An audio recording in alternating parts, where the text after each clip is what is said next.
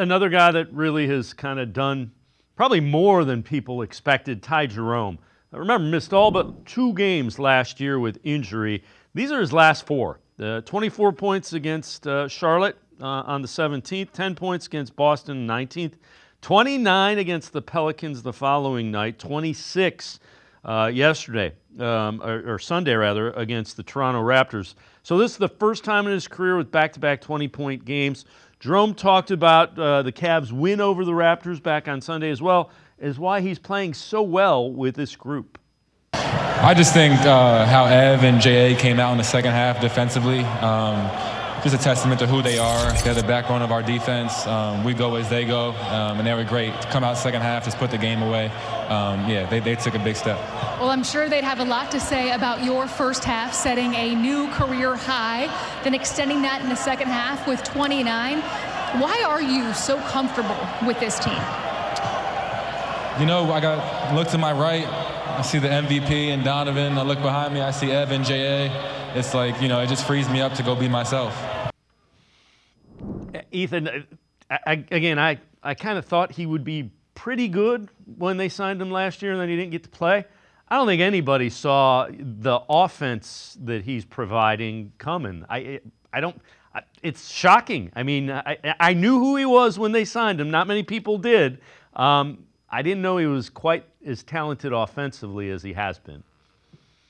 And you're not the only one. Kenny Atkinson was surprised by his scoring acumen. And Kenny Atkinson coached Ty Jerome in Golden State. And he's come in and he's been like, this is a completely new player, because he was known and is known coming into the season as a pass-first player. So the scoring acumen that you've seen is something that has evolved into a new player, and it's created a new layer to what the Cavs can do, the creativity level that they can run. And it's made it so difficult for this Cavs coaching staff, because Kenny Atkinson said it last night. It's hard to take him off the court because of what he's been able to do with the ball in his hands, how cerebral he is, how intense he plays. And then you mentioned the offensive end, and he's played great. He's found ways to pass the ball, facilitate, score. Whatever the game is called for, Ty Jerome has been able to do it. But then you look on the defensive end, and he had a career-high 4 steals against a strong, burly Toronto Raptors team last night.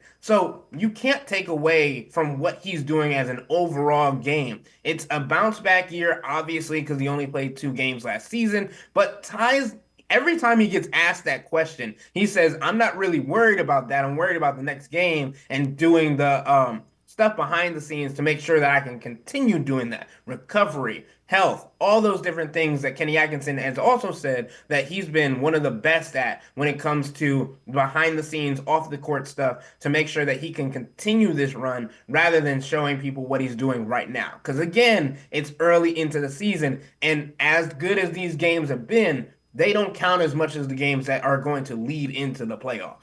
So when you look at it, and I know you've addressed this on the Wine and Gold Talk podcast, you think he's playing himself into a new contract?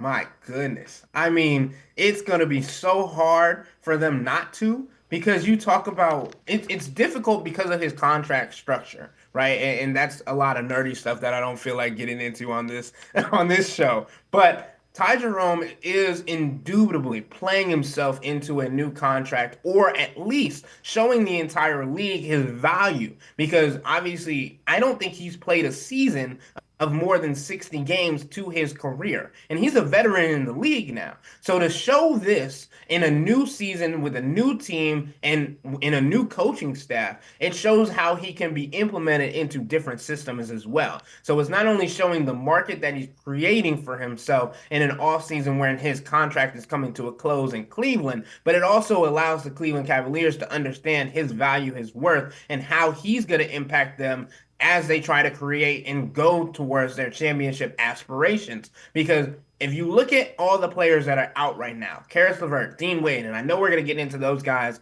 later into the show, but Ty Jerome is a guy that can sub in. We saw it last night. He played the three alongside Donovan Mitchell and Darius Garland. I don't believe that the Cavs are going to start him. I think they like him coming off the bench and adding a punch and being able to ignite the crowd and wherever he is. But I think Ty Jerome is definitely a guy that the Cavs will want to keep around long term, especially if Kenny Atkinson can keep this role going with this group.